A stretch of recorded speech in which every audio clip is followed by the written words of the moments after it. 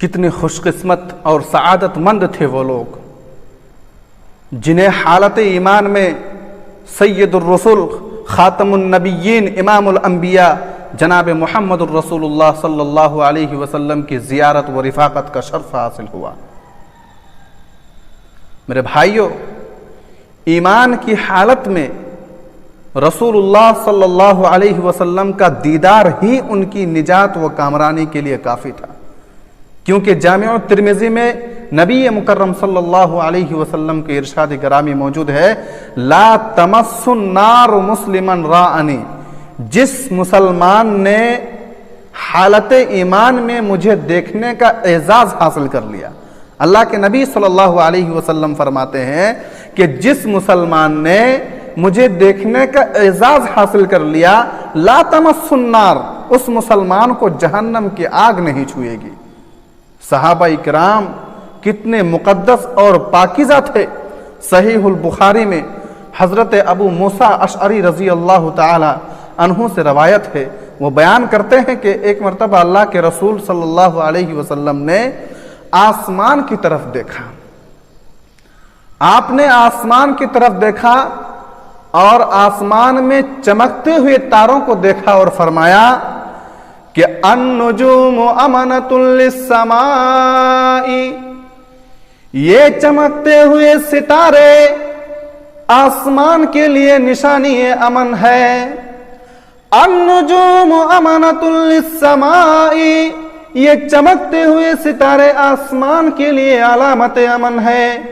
فَإِذَا ذَهَبَتِ النُّجُومُ، جب یہ ستارے نہ رہیں گے،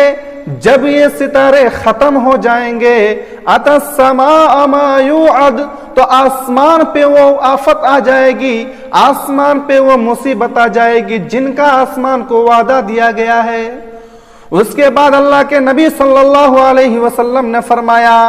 وَأَنَا أَمَنَةٌ لِأَصْحَابِي، اور میں اپنے صحابہ کے لیے نشانی امن ہوں، میں اپنے صحابہ کے لیے علامت امن ہوں۔ فَإِذَا ذَهَبْتُ، جب میں چلا جاؤں گا، یعنی جب میری وفات ہو جائے گی، جب میری موت ہو جائے گی، جب میں اس دنیا سے رخصت ہو جاؤں گا، أَتَى أَصْحَابِي مَا يُوعَدُونَ، تو میرے صحابہ پر وہ مصیبتیں آ جائیں گی، میرے صحابہ پر وہ آزمائشیں آ جائیں گی جن کا میرے صحابہ کو وعدہ دیا گیا ہے۔ اس کے بعد اللہ کے رسول صلی اللہ علیہ وسلم نے ارشاد فرمایا وَأَصْحَابِي أَمَنَةٌ لِأُمَّتِي، اور میرے صحابہ میری امت کے لیے نشانی امن ہے۔ وَأَصْحَابِي أَمَنَةٌ لِأُمَّتِي، اور میرے صحابہ میری امت کے لیے علامت امن ہے۔ فَإِذَا ذَهَبَ أَصْحَابِي، جب میرے صحابہ چلے جائیں گے، جب میرے صحابہ اس دنیا سے رخصت ہو جائیں گے، جب میرے صحابہ اس دنیا سے گزر جائیں گے، عطا امتی ما توعد، تو میری امت پہ وہ آزمائشیں آ جائیں گی، میری امت پہ وہ مصیبتیں آ جائیں گی جن کا میری امت کو وعدہ دیا گیا ہے۔ غور کیجئے کہ اللہ کے رسول صلی اللہ علیہ وسلم نے صحابہ اکرام کو اپنی امت کے لیے نشانی امن اور علامت امن قرار دیا ہے۔ یہیں پہ بس نہیں، بلکہ صحابہ کرام وہ مقدس حضرات تھے جن کے بارے میں رسول اللہ صلی اللہ علیہ وسلم نے فرمایا کہ میرا کوئی بھی صحابہ دنیا کے کسی بھی خطے میں، دنیا کے کسی بھی کونے میں وفات پائے گا، وہ کل قیامت کے دن اس پورے علاقے کے لوگوں کے لیے قائد اور روشن مینار کی طرح کھڑا کیا جائے گا۔ میرے بھائیوں، یہ ہے صحابہ کرام جنہیں رضی اللہ عنہم و رضوا عنہ کی ڈگری اور سرٹیفکیٹ خود خالق کائنات نے دی ہے۔ اور چونکہ صحابہ کرام کی تربیت میں اللہ رب العالمین کی خصوصی نگرانی اور محمد الرسول اللہ صلی اللہ علیہ وسلم کی صحبت و رفاقت کا اثر تھا، اس لیے ان لوگوں کے تخیلات بہت بلند تھے، ان لوگوں کی سوچ بہت بلند تھی۔ وہ ان کی نظروں کے سامنے اس عارضی دنیا کی، اس معمولی دنیا کی، اس فنا ہو جانے والی دنیا کی کوئی قدر و منزلت نہیں تھی۔ ان کی نگاہوں کے سامنے صرف ایک ہی منزل تھی، ان کا نصب العین صرف یہی تھا کہ دنیا میں ایمان اور نیک عمل میں دوسروں سے آگے نکل جائے اور آخرت میں جنت اور محمد الرسول اللہ کی رفاقت مل جائے۔ اللہ اکبر، سبحان اللہ، کیسی سوچ تھی۔ میرے محترم بزرگ اور دوستو، آئیے معلوم کرتے ہیں کہ صحابہ اکرام رضی اللہ عنہم اجمعین کے تخیلات کیا تھے، ان کی سوچ کیا تھی، ان کے جذبات کس طرح کے تھے۔ صحیح البخاری میں ہے کہ حضرت محمد الرسول اللہ صلی اللہ علیہ وسلم ایک مرتبہ جنت کے دروازوں کا تذکرہ فرما رہے تھے کہ ان للجنت ثمانیۃ ابواب، جنت کے 8 دروازے ہیں، باب الریان، باب الصدقہ، باب الجہاد، باب الصلاۃ وغیرہ وغیرہ۔ آپ صلی اللہ علیہ وسلم جنت کے 8 دروازوں کا تذکرہ فرما ہی رہے تھے کہ حضرت ابو بکر صدیق رضی اللہ تعالی عنہ نے دریافت کیا، یا رسول اللہ، ہر گزرنے والا شخص ایک ہی دروازے سے گزر کر جنت میں داخل ہوگا، ہر جنت میں داخل ہونے والا شخص ایک ہی دروازے سے گزر کر جنت میں داخل ہوگا، لیکن کیا کوئی خوش قسمت ایسا بھی ہوگا جسے جنت کے 8 دروازوں سے آواز پڑے؟ باب الریان کا دربان کہے کہ آؤ میرے دروازے سے گزر کر جنت میں داخل ہو جاؤ، باب الصدقہ کا دربان کہے کہ آؤ میرے دروازے سے گزر کر جنت میں داخل ہو جاؤ، باب الصلاۃ کا دربان بیتاب ہو کر کہہ رہا ہو کہ آؤ میرے دروازے سے گزر کر جنت میں داخل ہو جاؤ، باب الجہاد کا دربان بیتاب ہو کر کہہ رہا ہو کہ آؤ میرے دروازے آپ کے لیے کھلے ہیں، میرے دروازے سے گزر کر جنت میں داخل ہو جاؤ۔ کیا کوئی خوش قسمت بھی ایسا ہوگا؟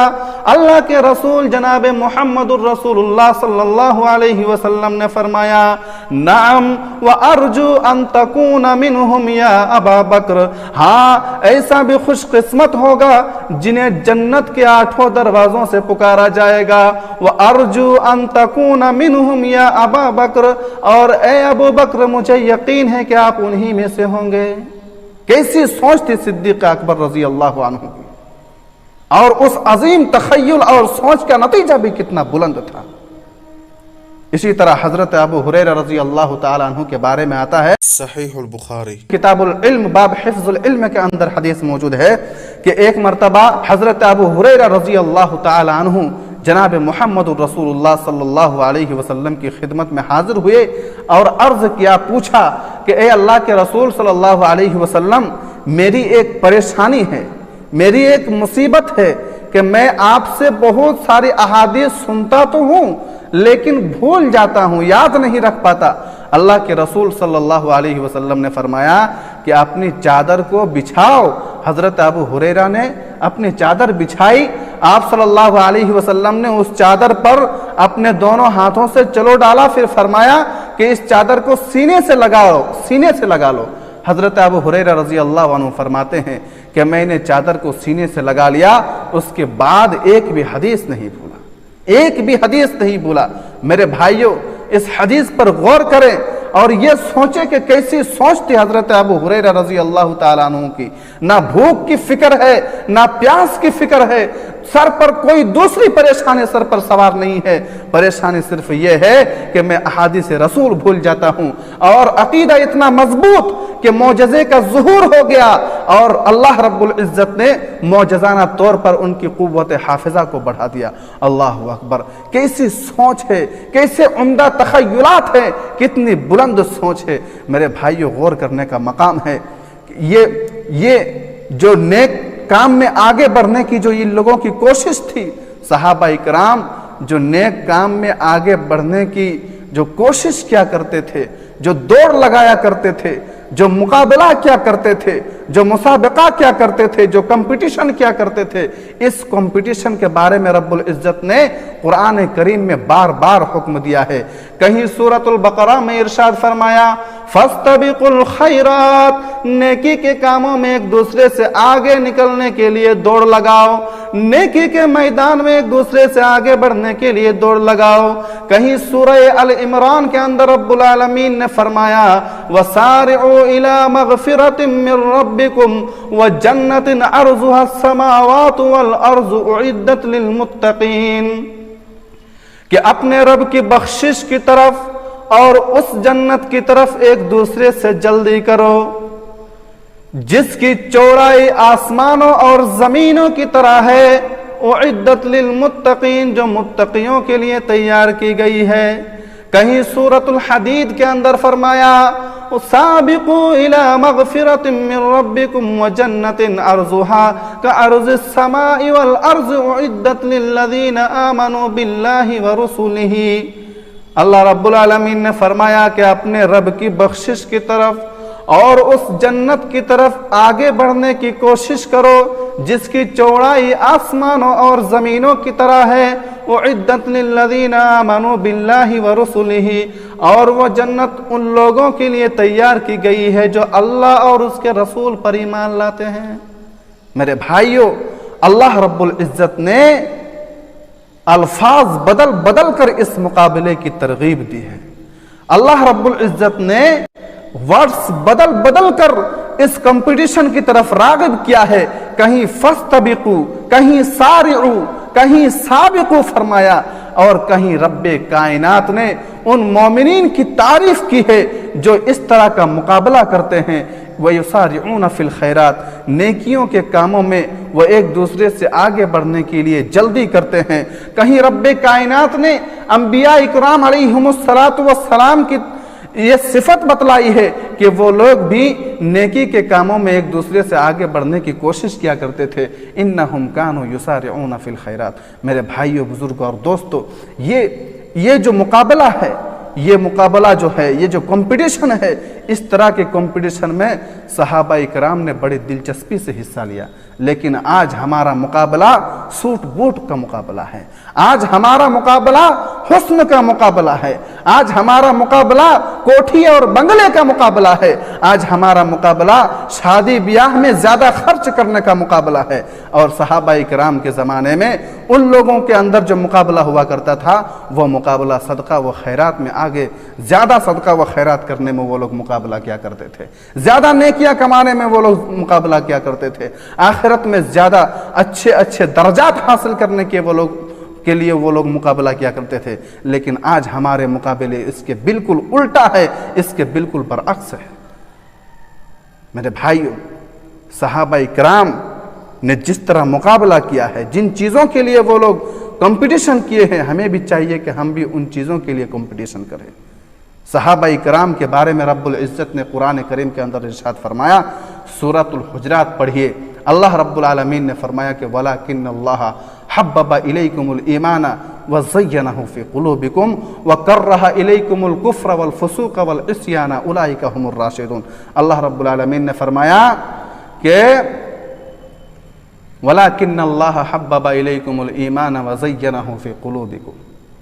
اللہ نے اپنی رحمت سے ایمان کو ان کے دلوں اور سینوں کی زینت بنایا تھا۔ وَكَرَّهَ إِلَيْكُمُ الْكُفْرَ وَالْفُسُوقَ وَالْعِصْيَانَ، اور ان کے دلوں میں کفر اور فسق و فجور کی نفرت بٹھا دی تھی، اور ان لوگوں کے متعلق یہ سرٹیفکیٹ جاری کر دیا کہ اولئک ہم الراشدون، یہ سارے صحابہ اکرام ہدایت یافتہ ہیں اور کامیاب و کامران ہیں۔ اللہ رب العزت سے دعا ہے کہ اللہ ہمارے دلوں میں صحابہ اکرام کی سچی عظمت و محبت پیدا فرمائے، اور ہمارے سوچ، ہمارے تخیلات کو صحابہ اکرام کی طرح عمدہ اور